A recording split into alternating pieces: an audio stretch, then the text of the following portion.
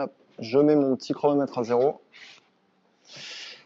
Merci à tous d'être là physiquement déjà, parce que effectivement, dans ces périodes un petit peu compliquées, c'est pas toujours facile de savoir qui sera là physiquement ou pas. En tout cas, on a quand même des gens qui seront derrière leur écran, parce on est en train de retransmettre l'événement pour ceux qui n'ont pas pu nous rejoindre. Donc merci à vous d'avoir fait le déplacement, merci à ceux qui sont derrière leur écran de nous suivre. Je suis Clément Langlois, je suis directeur adjoint de la Haute Société. Vous êtes ici à la Haute Société. La Haute Société, qui sommes-nous? Et là, c'est là que la technique me lâche. Ça marchait tout à l'heure. On va y revenir. Voilà, la Haute Société, qui sommes-nous? Nous sommes une agence digitale. On existe depuis une quinzaine d'années. On travaille essentiellement dans la construction de stratégies digitales et dans le déploiement, la construction, la fabrication de tous les dispositifs qui en découlent. Donc ça se concrétise souvent par du site web, des applications mobiles, du contenu destiné aux pratiques digitales, etc., etc. Et je vous expliquerai aussi pourquoi, parce qu'on fait ce métier-là, pourquoi on en est arrivé à se poser la question à laquelle on va tenter de répondre aujourd'hui, c'est-à-dire comment le digital intervient ou n'intervient pas dans ce qu'on appelle communément le greenwashing. Je fais juste un premier détour par les prochaines conférences. On organise 4 conférences ici à la Haute Société. La première a eu lieu vendredi avec Stéphane, qui est notre lead UX, qui nous a expliqué un petit peu comment on a réappris, merci, à travailler à distance avec tout ce qu'on vit aujourd'hui, tout ce qu'on connaît. Et notamment, effectivement, les outils digitaux ont été très utiles pour faire ça. Aujourd'hui, je vais vous parler greenwashing. Demain, nous aurons Marion qui va se poser une question aussi très polémique, mais de savoir si le digital peut nous sauver ou si au contraire, elle va plutôt nous amener un peu droit dans le mur face à tous les enjeux environnementaux du moment. Et mercredi, nous aurons Vincent qui va nous parler amélioration continue et globalement comment faire évoluer son écosystème, notamment digital. Alors là, ça se rapproche aussi des logiques d'obsolescence, hein, comment on peut faire durer quelque chose, faire en sorte qu'il fonctionne mieux et plus dans le temps. Donc voilà, je vous invite, si vous ne l'avez pas déjà fait, à éventuellement nous rejoindre demain et après-demain. Alors, cette question, le digital signera-t-il la mort du greenwashing? Spoiler alerte, je ne répondrai ni par oui ni par non à cette question dans cette conférence. Par contre, je vais vous donner des éléments de réflexion. Comme je vous le disais, on fait un métier aujourd'hui qui est un métier qui est devenu omniprésent dans nos vies à tous. Le digital, on l'a tous quasiment tout le temps sur nous au travers de nos téléphones. Tout plus ou moins est digitalisé aujourd'hui, donc c'est une composante intrinsèque de notre société. Et aujourd'hui, notre société elle est face à des grands enjeux, et ces enjeux-là, ils peuvent être satisfaits ou à l'inverse, ils peuvent être un peu perturbés par notamment les outils digitaux. Alors, pour y répondre, même si je vous ai déjà dit qu'on n'y répondrait pas complètement, je vous propose de passer par 4 grandes étapes. D'abord, se remettre un petit peu en face de ce qu'on appelle le greenwashing, parce que c'est une définition qui est, enfin c'est un mot qui est quand même assez utilisé, mais tout le monde n'en met pas forcément la même définition derrière.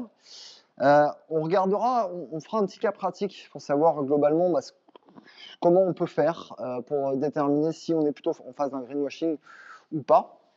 On regardera aussi globalement les apports du digital sur cette aide, justement, quand on se pose des questions, comment on peut mettre à contribution le digital.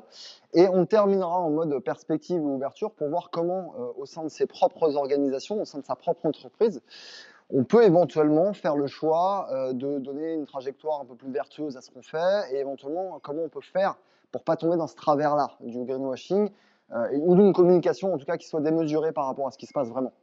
Je fais une petite aparté pour dire que là, je parle, alors je me suis présenté, hein, je suis directeur adjoint de l'agence, mais là, je vais parler en mon nom personnel. Ce sont des opinions personnelles que j'exprime aujourd'hui.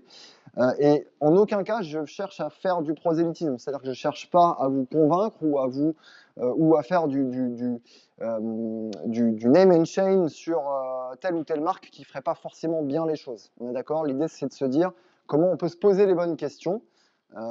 Et après, chacun sera libre de penser ce qu'il veut avant, après ou pendant cette conférence. Pour ce qui est des questions, pour que ça se déroule le plus simplement possible, je vous propose qu'on garde 10 minutes à la fin. Si en revanche il y a vraiment quelque chose sur lequel vous butez, que vous ne comprenez pas ou qui vous interpelle plus fortement que d'autres pendant la conférence, eh faites-moi signe et éventuellement on pourra prendre quelques secondes pour aborder tout ça. Alors, Qu'est-ce que c'est que le greenwashing? On entend beaucoup parler. Il y a eu des reportages d'Élise Lucet, il y a eu tout un tas de trucs qui ont posé un peu, ont planté un peu le décor. Moi, je vous propose juste de s'accorder sur une définition que je trouve pas trop mal, qui est celle extrait, je n'ai pas été chercher très loin, hein, extrait de chez Wikipédia, et qui dit que le greenwashing est un procédé de marketing ou de relations publiques qui est utilisé par une organisation dans le but de se donner une image de responsabilité écologique trompeuse. C'est important ce mot trompeur. Ça veut dire qu'il y a un décalage entre le discours et la réalité. La plupart du temps, les dépenses consenties concernent davantage la publicité que de réelles actions en faveur de l'environnement et de leur développement durable. Voilà. Cette notion d'équilibre entre les faits et ce que je proclame, c'est super important. Des fois, on sait qu'il y a, par le passé, il y a eu des sommes fantastiques qui ont été investies dans des campagnes de pub qui étaient finalement beaucoup plus importantes que la réalité des investissements qui avaient été concédés pour faire évoluer le modèle. D'accord? Donc là, on est clairement dans un cas de greenwashing. Pour compléter un petit peu ça, parce que ça c'est une définition très théorique, on est à peu près tous d'accord sur ce truc-là, mais qu'est-ce qui fait que on arrive à déterminer qu'on est face à du greenwashing ou pas? Là, il y a l'ADEME, que vous connaissez tous, l'Agence de l'environnement et de l'énergie, qui ont posé un certain nombre de critères. Je vous en ai sélectionné certains. La liste complète peut être retrouvée sur le site de l'ADEME. Mais globalement, il y a forcément le mensonge pur et simple. Je suis dans ce qu'on appelle la publicité mensongère. Ça, c'est réprimé par la loi. Il y a des autorités qui sont en charge de lutter ça avec plus ou moins d'efficacité. Mais globalement, aujourd'hui, en 2020, le mensonge pur et simple dans la publicité, ça n'existe plus vraiment. Et c'est ce qui est un peu plus subtil d'ailleurs. Le problème, c'est que c'est difficile de démêler le vrai du faux, puisqu'on n'est plus dans le mensonge réel.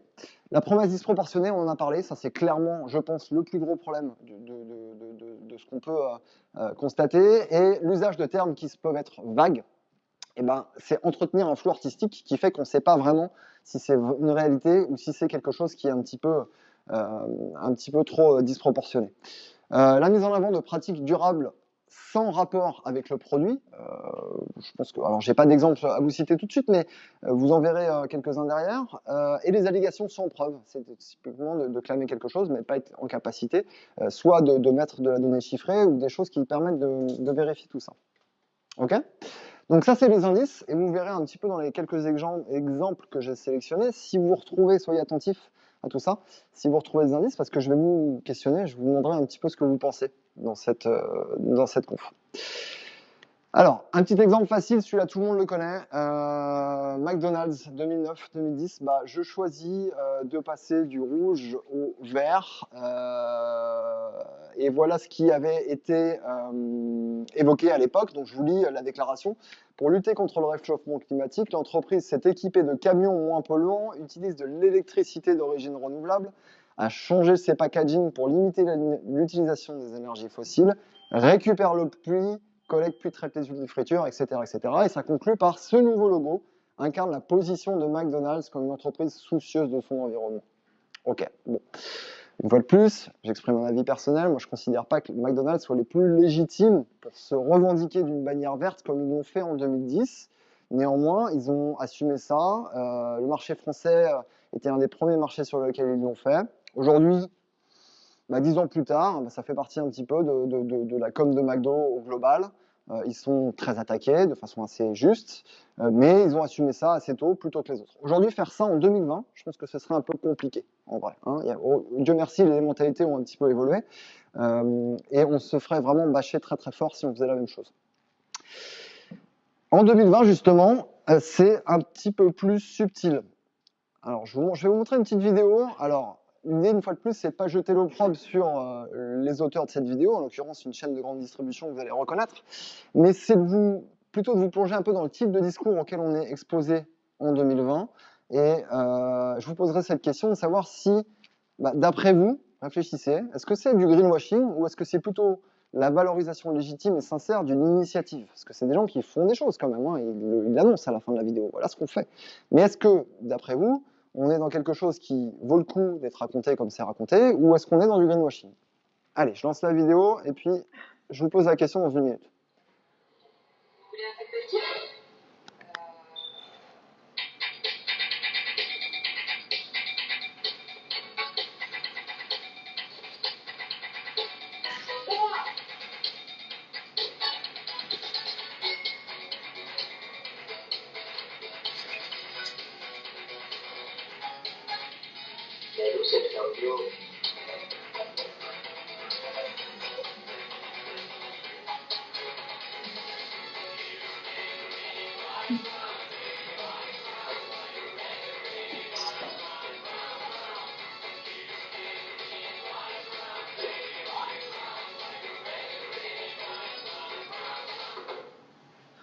Je le savais. Ce n'est pas si facile de changer sa façon de consommer. Mais comptez sur nous pour vous aider.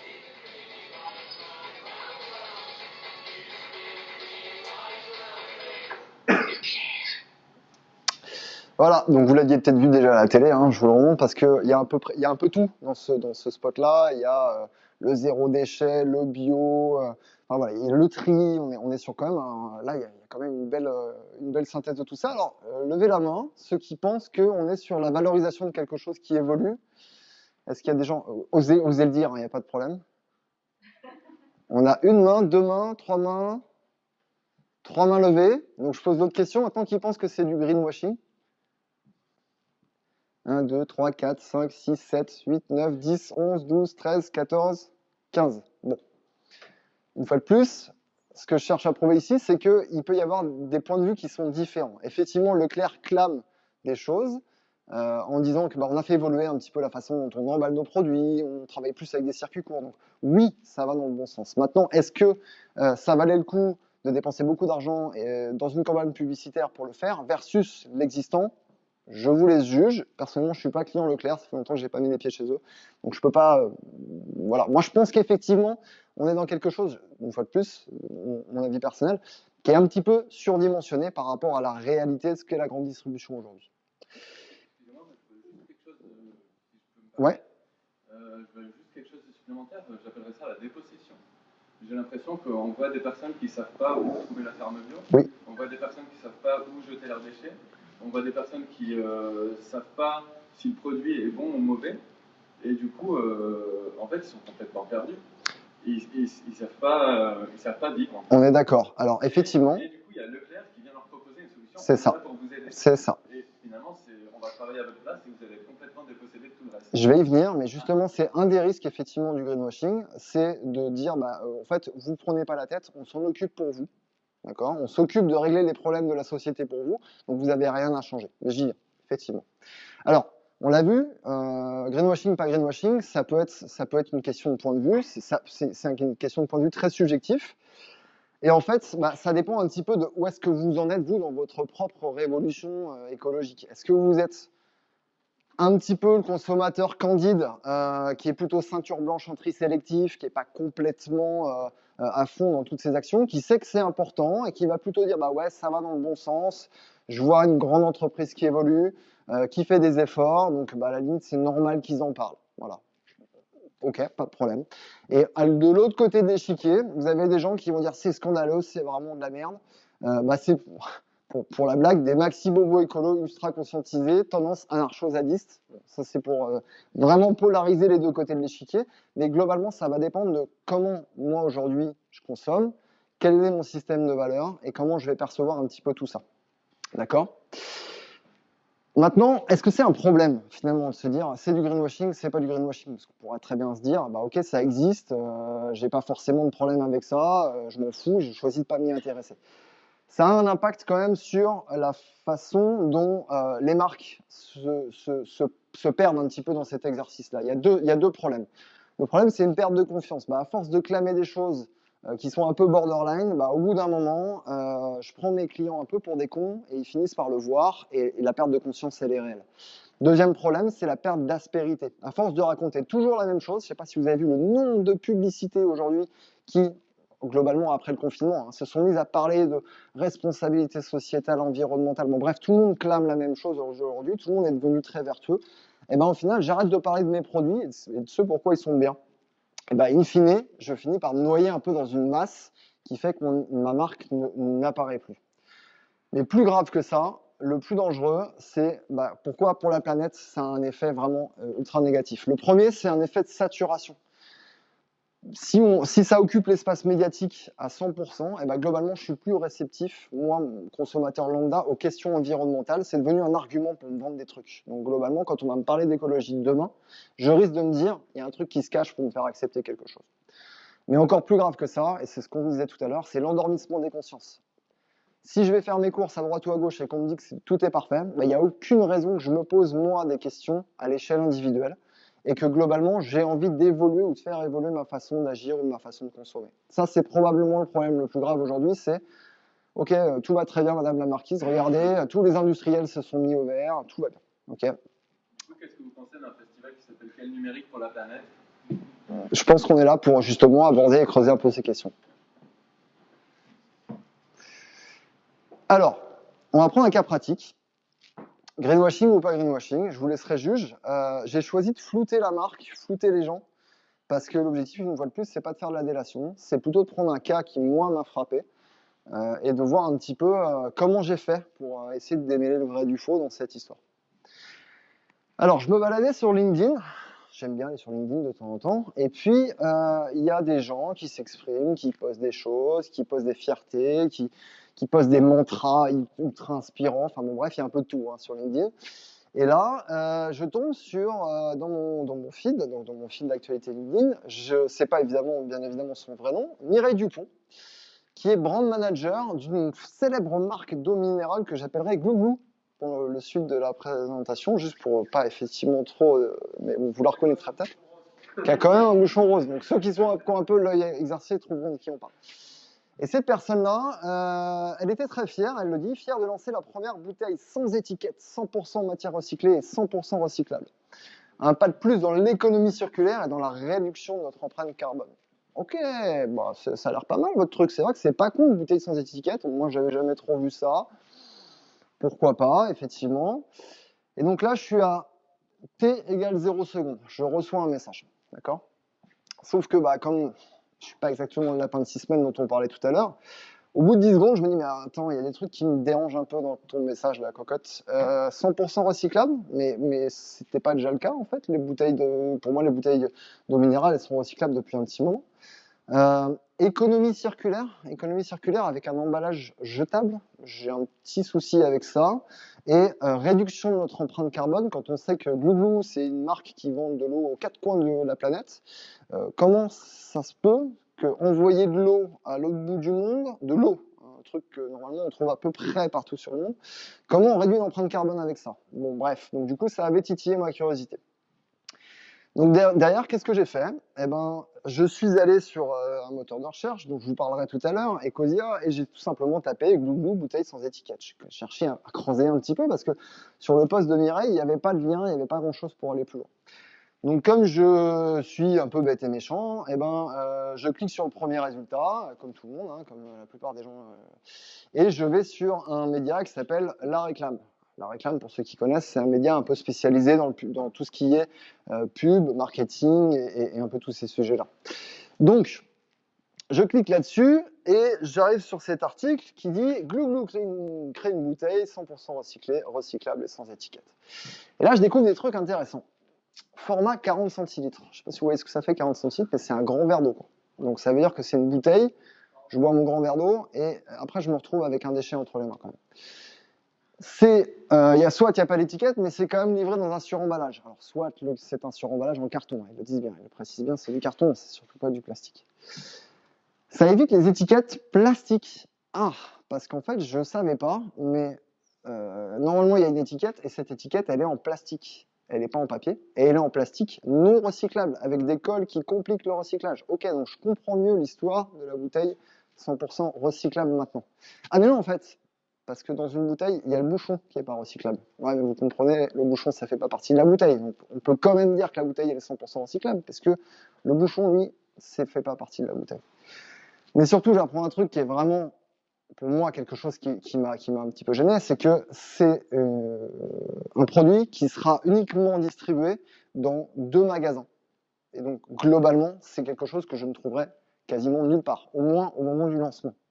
Donc, en gros, on est face à un volume de la gamme de cette marque Glouglou qui est vraiment négligeable par rapport au volume global. Donc là, clairement, je suis un peu excité, ambiance un peu full merde, donc je me dis je vais aller chercher encore un peu plus loin, et quand je suis un peu excité, un peu énervé, je vais sur Twitter, comme beaucoup de gens. Je suis très mauvais en Twitter, ça me sert à rien d'autre que de râler ou d'aller chercher la merde sur des trucs en particulier. Donc voilà. Donc je vais sur le Twitter de Glouglou France.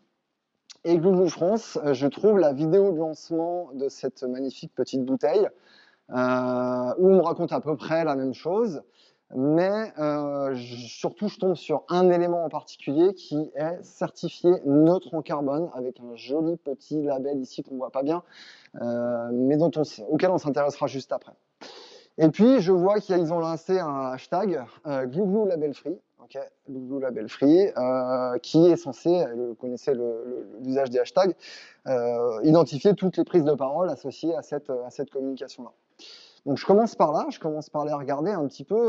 Donc je vois que ça a été retweeté, mais gentiment, hein, 27 retweets, 53 likes. Pour une marque comme Glouglou, c'est pas énorme. Voilà, c'est pas fou. Donc je vais chercher un petit peu, je vais regarder ce que ce hashtag a généré comme bruit sur Twitter.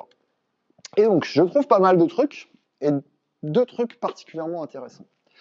La première chose, c'est que le hashtag Glouglou Label Free, il a été utilisé par 2 entités qui s'appellent America's Plastic Makers et Reuse Plastic, qui sont respectivement 2 lobbies du plastique américain. Donc des gens qui sont...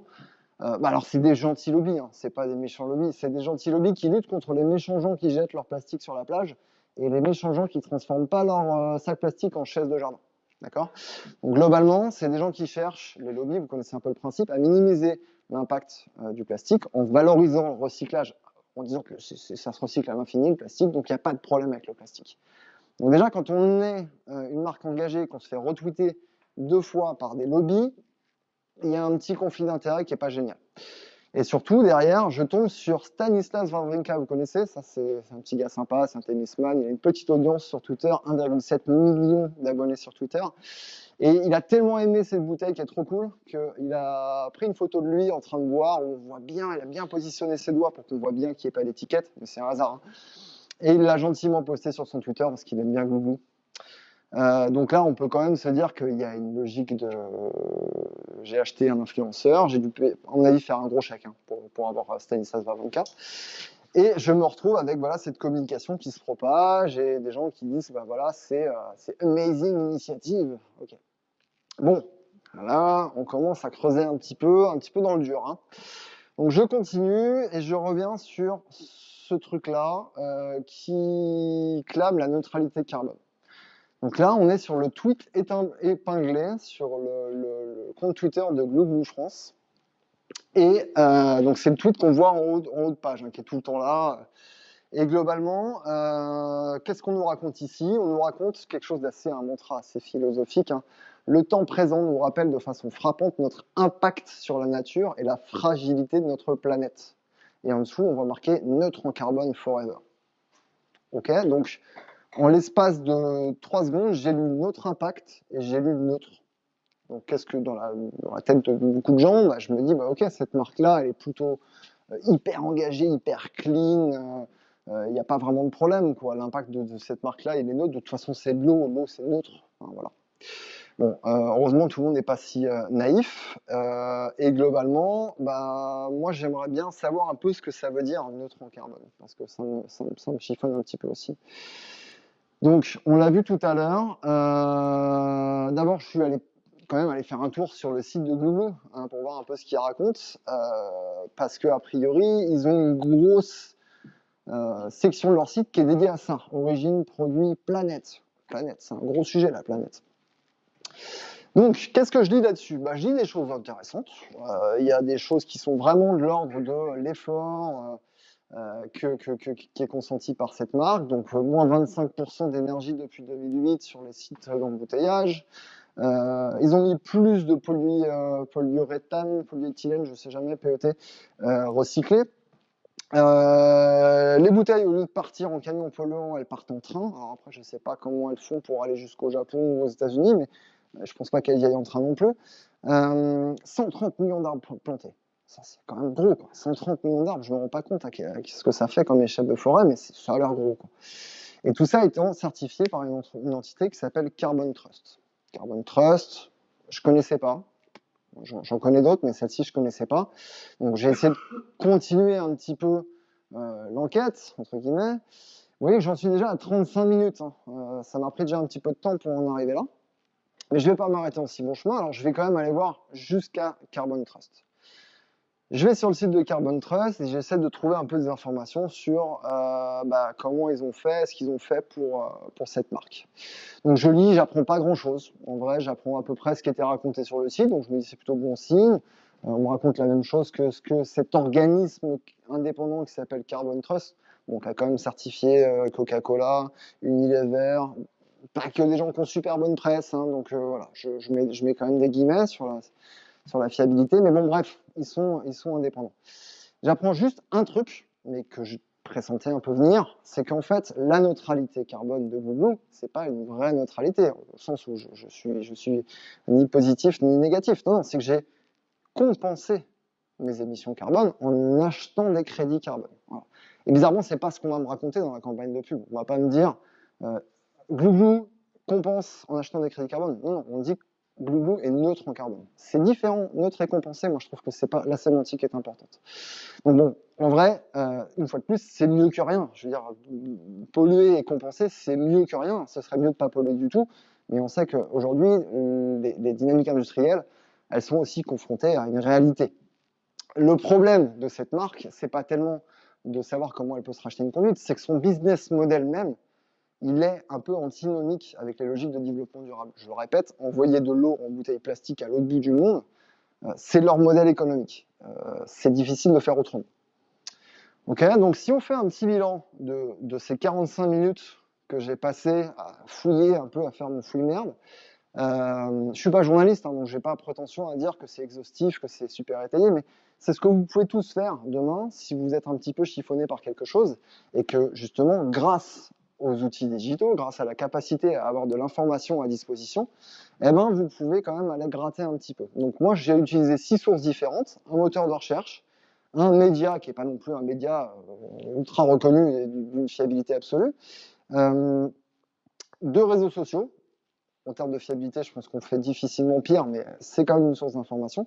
Et 2 sites, dont un qui est le site d'une entité un petit peu reconnue pour son indépendance. Ok.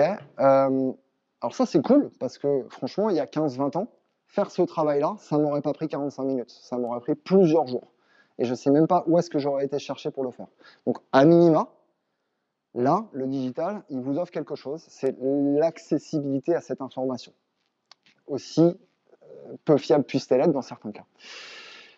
Mais si on fait un bilan, donc ça c'est le bilan du temps comment j'ai fait et qu'est-ce que je suis allé chercher. Qu'est-ce que j'ai vu au passage? J'ai vu certaines personnes qui, un peu comme moi, s'étaient étonnées de ce qu'ils voyaient être raconté. Donc, moi j'aime bien celle-là. Bonjour, cette bouteille va-t-elle servir à envoyer de l'eau au Japon en avion?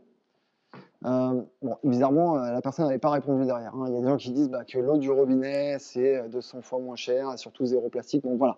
Là, on a des gens qui carrément taxent, allez, le mot est lâché, greenwashing. Bon. Donc, j'en ai vu un petit peu de ça. Mais j'ai surtout vu ça.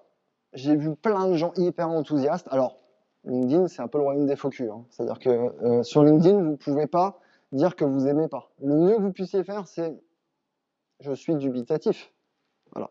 Mais globalement, sur la publication qu'on a vue tout à l'heure, 6800 likes, 905 j'applaudis, 202 cœurs. Voilà, on est quand même sur un truc assez unanime. Hein. Là, franchement, Mireille, elle avait tapé très très fort. Donc voilà, on a quand même pas mal de gens qui trouvent que c'est inspiring, positive change, bravo, félicitations, c'est de la bombe. Voilà, ça on en a quand même pas mal. Mais bon, du pour, du contre, ok. Moi, il y a surtout un truc que j'ai trouvé et qui m'a fait un peu tomber de ma chaise, c'est ça. Vous vous souvenez, Mireille Dupont? Mireille Dupont, c'est notre brand manager Google France. Donc, dans son feed, Mireille Dupont a aimé une publication de marketing PGC qui nous dit « Très intéressant de voir l'effet qu'une annonce peut avoir sur l'opinion des consommateurs, même sur un micro-lancement. » Ok. Donc déjà, Mireille Dupont, elle admet que c'est un micro-lancement. Et qu'est-ce que je vois derrière? C'est que, semble agir sur la perception de la qualité de la marque, on note une augmentation de 5,9 points de cet indicateur. Donc qu'est-ce que ça veut dire? Eh ben, ça veut dire que le jour où Google a lancé sa micro-gamme de bouteilles qui en plus est affichée comme parfaite et ne l'est pas complètement, et ben dans la perception des consommateurs, on a pris quasiment 6 points de perception de qualité sur la marque. Donc là, on est quand même face à quelque chose qui, en plus, est tamponné, validé par la brand manager de la marque. Alors, elle n'est pas très maligne. En vrai, elle fait bien son taf, il n'y a pas de problème. Elle fait ce pour quoi on lui est payé. Mais il faudrait être un peu plus discret sur le fait de dire j'assume le fait que c'est un micro-lancement et que ça sert principalement, parce que c'est clairement à ça que ça sert, à servir l'image de ma marque avant de régler les vrais problèmes que j'ai à régler. Bon, voilà, je ne sais pas ce que vous en pensez. Moi, une fois que j'ai vu ça, je me suis dit que je pouvais m'arrêter là, quoi. C'était à peu près clair. Donc une fois de plus, j'ai pas mis le nom de la marque, peut-être que certains d'entre vous l'ont deviné, mais c'est juste parce que je voulais pas focaliser sur une marque en particulier. C'est des choses qu'on voit beaucoup. Ce qu'il faut retenir de cet exercice, c'est que les 45 minutes que j'y ai passées, franchement, je vais pas le faire à chaque fois qu'on m'envoie un message publicitaire. Déjà parce que j'ai autre chose à foutre, et puis parce que j'y passerai ma vie, et voilà. Donc, comment je peux faire aujourd'hui pour éventuellement... Et puis surtout, pardon, je l'ai fait parce que je me suis posé la question. C'est-à-dire que j'ai eu envie d'être critique à un moment donné. Ça, c'est peut-être le plus important. Le digital, il ne réglera rien si les gens n'ont pas envie de se poser les bonnes questions. Ça, on est à peu près certain. Donc, comment je peux faire en 2020 pour me faire un petit peu aider par des trucs qui peuvent me faciliter la vie? Est-ce que le digital, globalement, prix au global, est-ce qu'il me file un coup de main ou est-ce qu'il me met des bâtons dans les roues dans le fait d'avoir un peu de clairvoyance? La plupart du temps, franchement, je vous dirais non. La pression publicitaire qu'on reçoit tous les jours, alors ça c'est une étude de 2007 avec le temps moyen d'usage à l'époque du web, 2 heures par jour. On n'a pas d'études plus récentes sur le volume d'exposition à ce qu'on appelle la pression publicitaire, le volume d'informations publicitaires qu'on reçoit par jour, mais en 2007 c'était jusqu'à 2200 publicités par jour. Imaginez s'il faut passer 45 minutes sur toutes celles qui vous parlent à peu près de données environnementales, sociétales ou je ne sais quoi. Donc on peut imaginer qu'aujourd'hui, avec le social, avec tout ce qui entoure nos vies, on est sur des chiffres qui sont bien plus importants. Il y a un article qui est sorti pour le coup très récemment. Il y a une entité indépendante qui s'est penchée sur 51 publicités climato-sceptiques. Et sur ces 51 publicités, une seule a été retirée par Facebook. Donc ça veut dire que toutes les autres, elles ont pu aller au terme de leur campagne. Alors, ça se passe principalement aux États-Unis parce que ça se bat à coups de pub dans la campagne présidentielle actuellement. Et clairement, l'enjeu sur le climato-sceptisme, c'est un enjeu politique très fort aux États-Unis. Mais quand même, on a quand même un réseau social qui a un poids énorme, dont on sait qu'il est clairement très attaqué sur le poids qu'il donne un petit peu dans l'échiquier politique et social, qui a laissé tranquillement des gens dire qu'il n'y avait pas de problème avec le climat, que le changement climatique c'était une fake news, etc. etc. Alors imaginez, s'ils ne règlent pas le problème avec des pubs comme ça, où est-ce qu'ils en sont avec les pubs borderline greenwashing? Je vous laisse un peu imaginer comment ça peut se déverser sans trop de problème. Et puis dernier fun fact, alors fun fact, je ne sais pas si c'est drôle, mais article aussi récemment, 25% des Américains s'informent sur YouTube. C'est leur média de prédilection pour se faire une opinion. Ok, je sais pas, vous allez sur YouTube un peu de temps en temps. Voilà, vous voyez un petit peu ce qu'on peut y trouver. Il y a notamment une entité qui s'appelle Quanon, je sais pas comment on dit, dont vous avez peut-être entendu parler, qui est clairement un média complotiste, qui a des millions et des millions d'abonnés sur. Alors, ils ont été interdits de Facebook, ils sont toujours sur YouTube. Mais clairement, c'est le royaume des faits alternatifs. Les faits alternatifs. Vous vous souvenez de la prise de poste de Donald Trump qui disait que non, il y avait eu des millions de personnes à son investiture, mais que c'était un fait alternatif. Ben voilà, les faits alternatifs, c'est pour pas dire fake news. Et la désinformation. Donc clairement, si on a des gens qui reçoivent des quantités de stimulus publicitaires démesurées toute la journée, qu'en plus ces pubs sont d'une très très mauvaise qualité, sont pas fiables, mais qu'à côté de ça, il n'y a rien pour contrebalancer tout ça, là, je pense qu'on n'y est pas complètement. Heureusement, il y a 2-3 planches de salut. Elles sont encore relativement balbutiantes et surtout, il faut avoir envie de les utiliser. C'est ce qu'on appelle les nouveaux tiers de confiance. Les nouveaux tiers de confiance, c'est des gens qui ont fait le travail, globalement, de recherche, les fameuses 45 minutes que moi j'ai passées, et qui les ont mis à un endroit qui est accessible par le plus grand nombre. Alors, là, j'ai cité des choses qui sont de l'ordre du service digital. Il y a tout un tas d'autres gens qui œuvrent pour démonter le greenwashing et la désinformation. Ça s'appelle les médias sérieux. Il y en a encore quelques-uns, heureusement, en France et ailleurs. Et on a aussi tout un tas d'ONG qui travaillent très très dur et très très fort, de façon assez sérieuse, pour aussi démonter tout ça. Okay, encore faut-il avoir envie de s'y intéresser et de leur donner voix au chapitre. Mais ces applications-là dont je vais vous parler, elles ont quelque chose d'intéressant, c'est qu'elles sont relativement récentes. Elles ont été rendues possibles par ces nouveaux médiums que sont notamment le mobile, et dans la capacité du téléphone d'être une interface entre la vie réelle et les sources d'informations, les bases de données d'informations.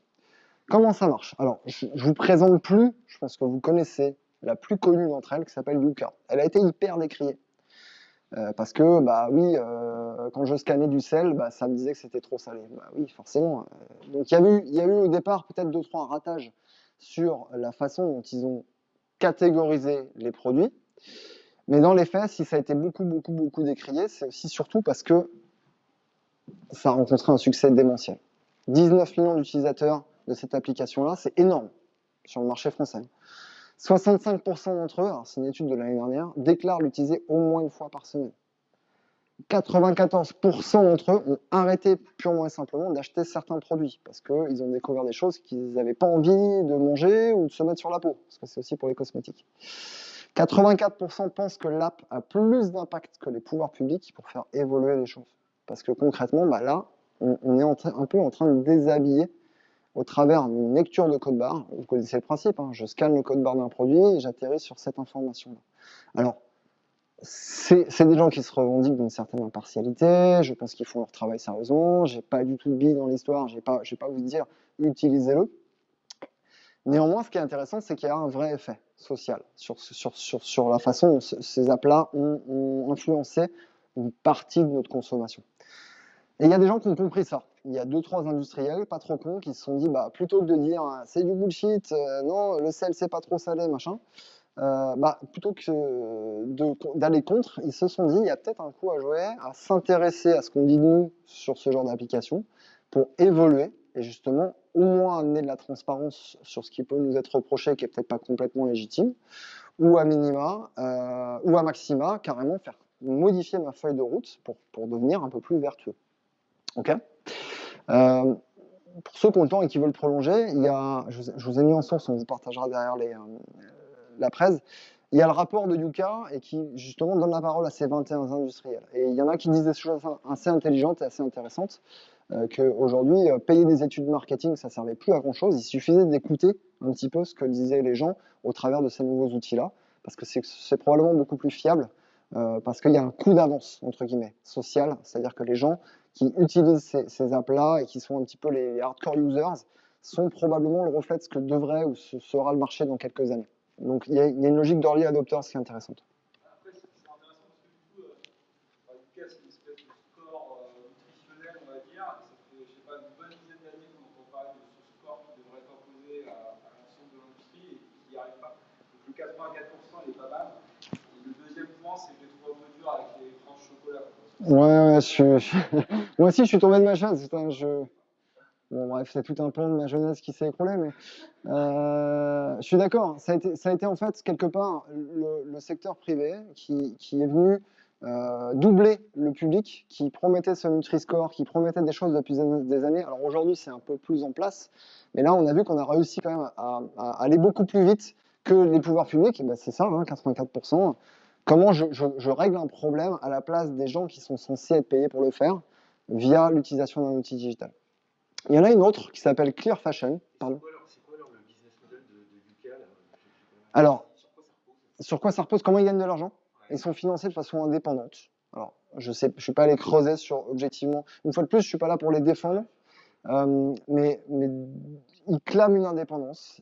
Je pense qu'en vrai, derrière, ils utilisent les données d'utilisation justement pour pouvoir proposer aux industriels des leviers pour faire évoluer leur trajectoire stratégique. Donc globalement, ils deviennent ce que font aujourd'hui un BVA ou un institut de sondage, ils deviennent le reflet d'une catégorie de population et ils peuvent éventuellement aider, moyennant finance probablement, certains industriels, je ne sais pas si c'est le cas une fois de plus, à améliorer la façon dont ils attaquent le marché.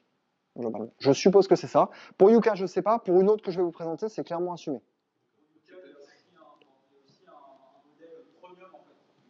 Oui. abonnement mensuel et du coup, j'ai accès à des données. Tout à fait. Ouais. Alors en l'occurrence, ce qui est clair de façon très claire, c'est que quand ils vous disent que Extra c'est mauvais et qu'il vaut mieux acheter Crusly, ils ne touchent pas de cashback là-dessus. Ça aurait été un peu gros quand même. Par contre, ce qu'ils nous disent, c'est qu'on ne sait pas ce qu'on bouffe, quoi. Ils nous disent ça, je suis d'accord. On est dans la dépossession on n'a aucune idée de ce qu'on bouffe, de ce qu'on consomme. Absolument. Ah ouais, il y a une forme d'opacité qui est difficile à percer. Non, Qui- mais dans notre vie de tous les jours, quoi. Ouais. On a besoin d'un smartphone. Si on scanne le smartphone, il nous dit que c'est bon ou que c'est mauvais. Alors ça, je vais y venir, il y a une application pour ça, pour scanner les smartphones et savoir si c'est bon ou mauvais. Non mais je suis d'accord. Bien scanner ma vie pour savoir s'il y a des Je suis d'accord. Je suis d'accord. Je veux savoir, sur Youcast, il s'appuie quand même sur un gros cadrage qui est fait par des associations et des pouvoirs publics. Ouais. Et que la phase limite de l'hiver, c'est eux qui ont inventé le fait de scanner un code barre, c'est eux qui ont obligé les industriels à donner ces informations sur leurs produits. Donc c'est certes la phase limite, mais c'est beaucoup plus que les pouvoirs publics, ils ne sont pas tout inventé non plus. Donc ça limite aussi le travail à faire. Tout à fait d'accord. Mais C'est le procès du cas. Je peux ajouter que tout à l'heure, dans la pub de Leclerc, on tournait en ridicule les gens qui veulent faire leur lessive eux-mêmes, qui se retrouvaient ensevelis Oui. sous les copeaux de Savon Ouais. Marseille. Ceux qui veulent faire leur brosse à dents, leur dentifrice eux-mêmes, etc. Donc, d'une part, on renvoie toujours les gens à des comportements individuels. Mhm. Donc peut-être qu'on pourra développer tout à l'heure, mais c'est vraiment une société de surconsommation où on est réduit à des consommateurs et que notre seul pouvoir c'est par la consommation. Et la limite du cas, c'est que l'alternative elle se fait toujours dans le champ industriel. C'est pas Kellogg's, mais Orwell ou Cressy, je sais pas comment ça s'appelle. Oui. Ça reste toujours dans le champ industriel et tout ce qu'il y aurait d'autre, faire soi-même ou prendre plus part à la production de moyens de subsistance, ça c'est clairement évacué. Alors, c'est effectivement là, remplacer un produit industriel par un autre produit industriel dans la façon dont il le recommande. Ça, je suis d'accord. Ce qui est intéressant, c'est dans le rapport, et je vous inviterai à le lire une fois de plus, c'est que dans les chiffres qu'il y a là, il y a aussi un effet positif sur la façon dont les gens se remettent à cuisiner et se sont détournés d'un certain nombre de produits industriels pour travailler beaucoup plus sur des produits bruts. Donc, ça ne réglera pas tout. On est d'accord qu'on a la capacité probablement à détourner le problème pour un truc un peu moins mauvais, mais encore pas complètement parfait, ça c'est certain, au travers de ça.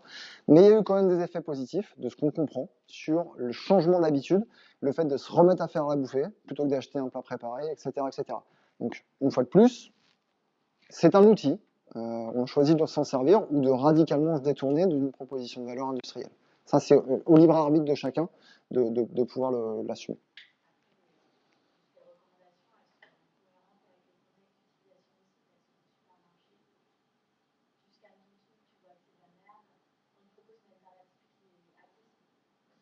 En quelque sorte, ça redouble le greenwashing.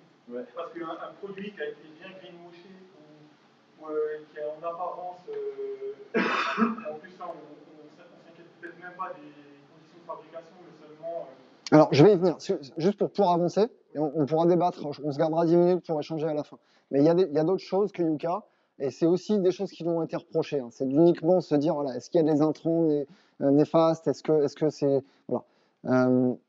Notamment sur les conditions de fabrication. Pour rebondir là-dessus, il y a dans la mode, qui est un secteur qui est extrêmement décrié, parce qu'effectivement, c'est un secteur qui est polluant, où il y a une utilisation de la main-d'œuvre qui est clairement borderline dans un grand nombre de cas. La mode a eu son Yuka qui est sorti, ça fait 1 an globalement, qui a quand même trouvé son public. On a 150 000 utilisateurs aujourd'hui, qui scanne 250 marques de prêt-à-porter, et qui globalement, cette fois-ci, intègre un petit peu plus que uniquement la composition du produit. Donc, comment ce produit est fabriqué de façon un peu plus respectueuse de l'environnement, comment les gens qui ont été impliqués dans le processus de fabrication sont respectés ou exploités. Est-ce qu'il y a eu, parce qu'il y a beaucoup de gens que ça intéresse beaucoup, est-ce qu'il y a eu des tests sur les animaux, est-ce que pour les véganes, est-ce qu'il y a du cuir, etc., etc. Donc on est sur des choses qui sont quand même un petit peu plus larges en termes de scan. Une fois de plus, c'est un outil, c'est quelque chose qui permet d'accéder à une information indépendante sur un produit. C'est toujours mieux d'être un petit peu informé sur ce qu'on achète. C'est éventuellement mieux d'acheter des produits de bonne qualité, mais une fois de plus, c'est à la libre appréciation des uns et des autres d'utiliser ou non tout ça. Qu'est-ce que ça donne? 83% des gens, c'est pareil, c'est un rapport qu'ils ont sorti pour le coup le mois dernier, 83 études indépendantes sur ce truc-là. 83% des gens ont changé leur perception sur certaines marques. 56% décident d'aller sur des marques plus vertueuses. Okay, tout dépend ce qu'on met derrière le thème vertueux, mais en gros, les gens qui sont vraiment scandaleux, a priori, c'est plus trop vers eux qu'on a envie d'enlever. Et 88% pensent, à l'instar peut-être des 12% restants, que ça sert à lutter contre le greenwashing. Chacun son avis là-dessus. Ça, c'est pour la mode, mais il y en a qui ont été encore plus loin. Il y a des gens qui sont capables de vous dire qui est gentil et qui est méchant. Ça s'appelle Moral Score. Ça s'appelle Moral Score, et pour le coup, là, on a un truc qui est vraiment, qui se revendique comme étant la synthèse de tout ce qu'il faut ou faut pas faire, que ce soit sur les aspects sociaux, environnementaux, contribution à l'écosystème humain, éducation, etc., etc. On a quelque chose qui est volontairement assez large. Et ce qui est intéressant dans cette application, c'est qu'elle permet aussi d'ajuster selon ses propres critères. C'est-à-dire que si moi, demain, je suis un vegan converti et que c'est vraiment le truc que je place sur le haut de la pile, le respect... Comment? Alors, j'ai pas de smartphone. Mais peut-être. Comment on fait quand on n'a pas de smartphone pour savoir Eh ben, mais peut-être... En l'occurrence, ça existe aussi sur le web. Donc je ne sais pas si tu vas jamais non plus sur Internet. Ok. Franchement, moi, j'ai pas envie d'aller sur Internet pour savoir si je peux manger une carotte. Non mais d'accord, pas de souci. Par contre, tu as peut-être une banque aussi. Tu as une banque ou pas? J'aimerais ne pas en avoir, ouais. Ouais, bah, c'est soit, mais t'aimerais peut-être que, comme tu es obligé aujourd'hui d'avoir un compte bancaire, moi je suis d'accord, peut-être que j'aimerais bien ne pas avoir de compte bancaire. Ouais, mais on n'est pas là pour régler, aujourd'hui, là, dans l'heure qui nous est impartie, tous les dysfonctionnements de la société. À ce moment-là, on lance plutôt une réflexion collective, et ça ne s'appelle pas une conférence. Mais je suis d'accord avec toi, ça ne règle pas tous les problèmes, ce sont des outils, une fois de plus. En l'occurrence, c'est accessible sur le web. Si tu n'as pas de smartphone, tu peux aller jeter un œil. Et on a le droit de trouver ça sérieux ou pas sérieux, peu importe. Aujourd'hui, ce sont des choses, si on regarde un petit peu, ce sont des choses qui sont utilisées par des gens pour consommer un peu différemment. Éventuellement, savoir si l'employeur chez qui je m'apprête à bosser est en phase ou non, un minimum, avec mes valeurs. Et dernier point, c'est aussi, et c'est là que ça ne cache pas son nom et que c'est plutôt intéressant, c'est édité par une fintech de notation. D'accord? Qu'est-ce que c'est une fintech, une agence de notation? Vous connaissez tous Moody's, Standard & Poor's qui disent mettez des milliards d'euros là-dessus, et plutôt là-dessus, et plutôt là-dessus. Bah là, c'est un peu des gens qui se revendiquent comme le coup d'après, de dire bah, les investissements, la façon de financer des initiatives, elle peut se faire au regard d'autres critères que les critères purement rentabilité financière. Elles peuvent se faire au regard de ces critères-là. Et globalement, bah, cette fintech-là, leur business model, c'est de dire bah, on peut aussi vous donner des clés de lecture sur les entités. Ok. Dernier truc, Ecosia. Alors, on a eu la chance d'avoir une présentation par un membre d'Ecosia il y a 2-3 mois de ça. Il nous a parlé d'un truc qui est super intéressant. Des recherches sur le web, on en fait tous de façon assez compulsive. Vous avez le droit d'utiliser Ecosia ou autre chose, peu importe. Eux, leur credo, c'est de dire une recherche, un arbre planté. Alors, vous voyez qu'à 110 millions d'arbres, ils ont planté moins d'arbres que la marque d'eau Google que je vous parlais tout à l'heure. Mais bon, bref, peu importe. 15 millions d'utilisateurs actifs, principalement en Europe. Eux, ils ont choisi de se dire, dès le résultat web, je mets un bon point ou je mets un mauvais point. D'accord? Bah, l'exemple que tout le monde connaît, enfin, moi j'en ai un peu marre de les voir partout, mais c'est vrai qu'ils ont un bon cran d'avance. Patagonia, Patagonia, c'est des gens gentils, ils font ce qu'il faut. Donc, ils ont une petite feuille verte à côté ici qui dit, bah voilà, cette marque-là, si tu es conscient et si tu es appétent aux données environnementales, eh ben, tu peux y aller. En tout cas, nous, on valide. Voilà. À l'inverse, ACV India Limited, bah, clairement, eux, ils se prennent un petit picto usine polluante, centrale à charbon, parce que clairement, c'est des gens qui sont, en tout cas, leur credo, c'est tout ce qui est coal companies. Donc, globalement, des gens qui sont impliqués dans l'industrie du charbon, qui est une industrie extrêmement carbonée. Voilà, donc ce qui est intéressant, c'est de voir à quel point c'est pas moi qui vais chercher de l'info pour valider ou démonter une marque, mais c'est carrément l'info qui vient à moi dès l'étape de recherche. Donc c'est un truc qu'ils sont en train de lancer, c'est la première brique, peut-être que ça va se propager plus. En tout cas, une fois de plus, on en pense ce qu'on veut, mais c'est une tendance qui est de plus en plus visible. Voilà, donc ça c'est les outils. Une fois de plus, c'est des outils. On en fait ce qu'on veut, on choisit de les utiliser, pas les utiliser, faire autrement, bref. Mais une fois de plus, ce sont des outils. Et la personne qui est derrière les outils, c'est elle qui fera la différence du résultat. Est-ce que je me pose les bonnes questions avant tout? Alors, derrière, si certains d'entre vous sont là par sensibilité, peut-être que dans les organisations dans lesquelles vous travaillez ou militez ou je ne sais quoi, bah, vous avez peut-être envie justement d'être aussi attentif un petit peu à tout ça. Donc, en guise d'ouverture, je ne vais pas explorer beaucoup, mais je vais vous donner 2-3 trucs. Il y a un truc qui s'appelle, alors une fois de plus, hein, je ne fais pas du prosélytisme pour le gouvernement, je sais si je peux être très critique de ce que celui-ci peut faire en matière de transition écologique, mais par contre, il y a eu un truc qui a été défini pendant la COP21 qui s'appelle les 17 ODD, Objectifs de développement durable, définis par l'agenda 2030. Le développement durable, c'est plus large que la simple écologie, entre guillemets. Et donc, il y a des objectifs qui définissent un petit peu des caps. Donc, vous pouvez déjà aller comprendre ces objectifs pour vous-même, au sein de votre organisation, choisir un petit peu comment vous souhaitez vous inscrire ou pas, en fonction de ces différents caps. Ensuite, la première chose à faire pour éviter notamment le greenwashing, c'est d'être un minimum. Il y a une expression qui n'est pas très jolie, mais qui dit ce qu'elle veut dire, qui dit que quand on veut monter au cocotier, il faut avoir les fesses propres. Concrètement, si vous voulez monter au créneau et parler de votre boîte, il faut être un minimum serein, surtout si vous utilisez des arguments environnementaux pour le faire, sur qui vous êtes réellement. Et il y a un truc qui s'appelle le B Impact Assessment. Alors, B Corp, c'est un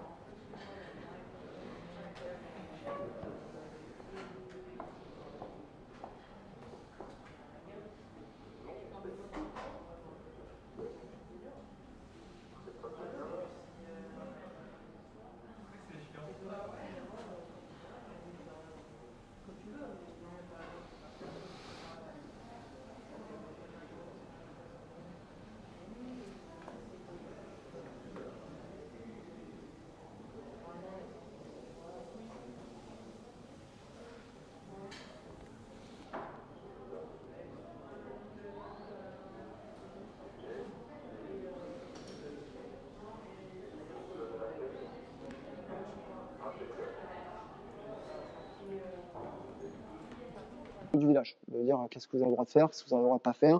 Il y a des lois, ok, c'est encadré quand même. Et puis après, il y a de la morale. La morale, chacun a sa propre morale, mais il y a quand même des guides pour se faire un petit peu un schéma de pensée. Jouer la transparence, ça c'est super important parce qu'on l'a vu tout à l'heure. Quand on clame quelque chose, il faut être capable de le prouver. C'est le minimum. Alors, je vous ai cité Picture. Bon, c'est des copains, donc je suis un peu partial.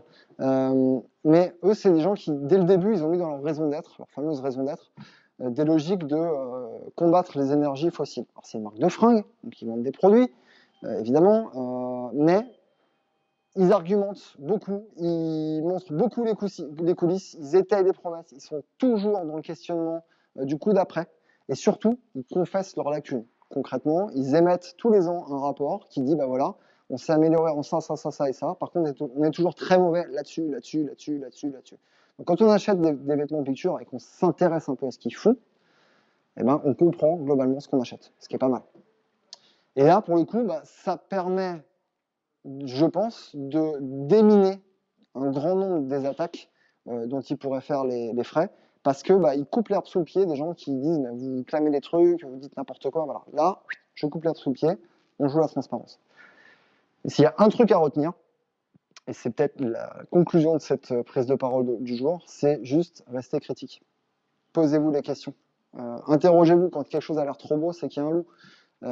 Est-ce qu'il n'y a pas moyen de faire autrement? Est-ce qu'effectivement, entre un prince de lu et un truc BN, il n'y a pas une alternative qui s'appelle l'épicier d'à côté, qui fait ses propres gâteaux et sur lequel il n'y aura pas tous ces problèmes-là? Donc voilà. Globalement, le digital, je reviens sur le fait que ce soit un outil. Et un outil, c'est un outil. Une pelle, vous la laissez par terre, elle ne creuse pas toute seule. Par contre, si vous pouvez prendre la pelle et creuser le trou qui vous va, j'espère que vous ne tomberez pas dedans. Voilà, donc globalement, c'est un outil, c'est vous qui choisissez comment l'utiliser, et globalement, vous avez quand même des pouvoirs et des contraintes qui vous sont offerts par cet outil digital. Voilà, pour moi, pour aujourd'hui.